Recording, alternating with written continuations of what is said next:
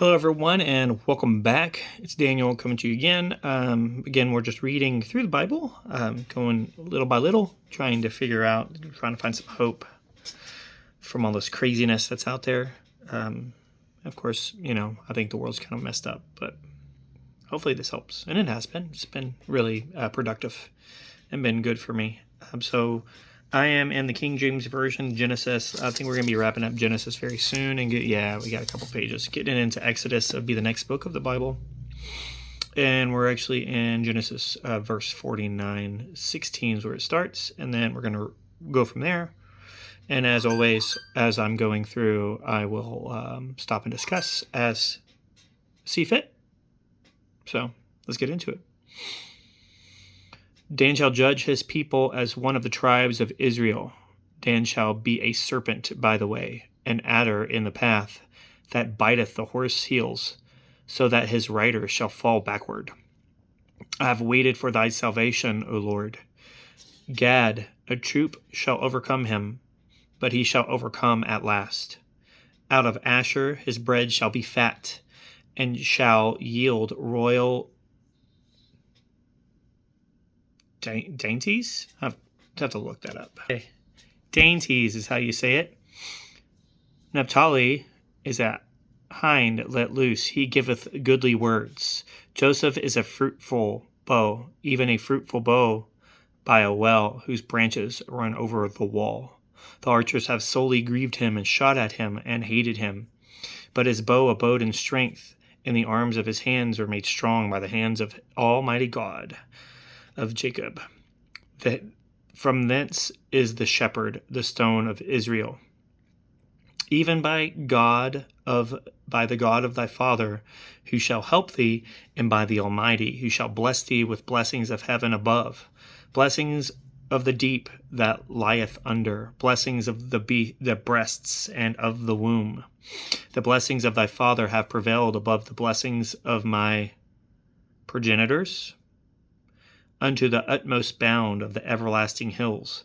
They shall be on the head of Joseph, and on the crown of the head of him that was separate from his brethren. Benjamin shall raven as a wolf. In the morning he shall devour the prey, and at night he shall divide the spoil. All these are the 12 tribes of Israel, and this is that their father spake unto them, and blessed them, every one according to his blessing. He blessed them. And he charged them, and said unto them, I am to be gathered unto my people. Bury me with my fathers in the cave that is in the field of Ephraim of the Hittite, in the cave that is in the field of Machpelah, which is before Mamre, in the land of Canaan, which Abraham brought with the field of Ephraim the Hittite, for a possession of a burying place. There they buried Abraham and Sarah his wife. There they buried Isaac and Rebekah his wife. And there I buried Leah.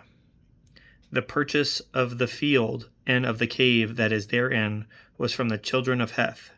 And Jacob had made an end of commanding his sons. He gathered up his feet and into the bed, and yielded up the ghost, and was gathered unto his people.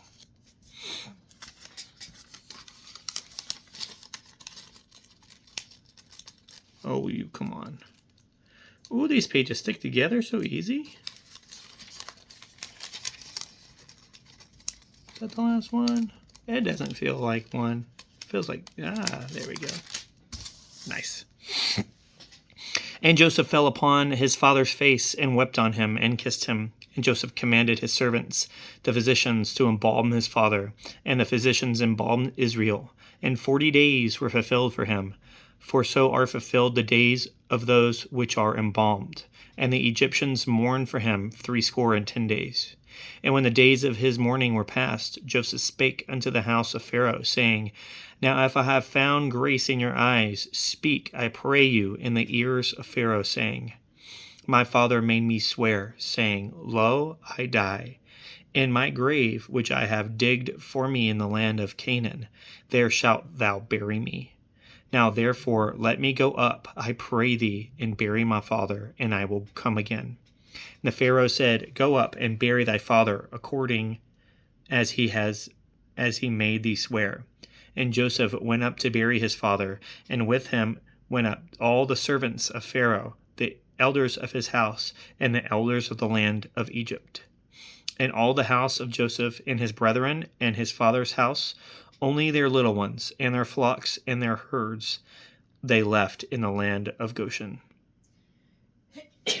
There went up with him both chariots and horsemen. Bless you. And it was a very great company. And they came to the threshing floor of Atad, which is beyond Jordan, and there they mourned with great and very sore lamentation. And he made a mourning for his father 7 days. And when the inhabitants of the land, the Canaanites, saw the mourning of the floor of Atad, they said, "This is a grievous mourning to the Egyptians, wherefore the name it was called Abel." I gotta look that up.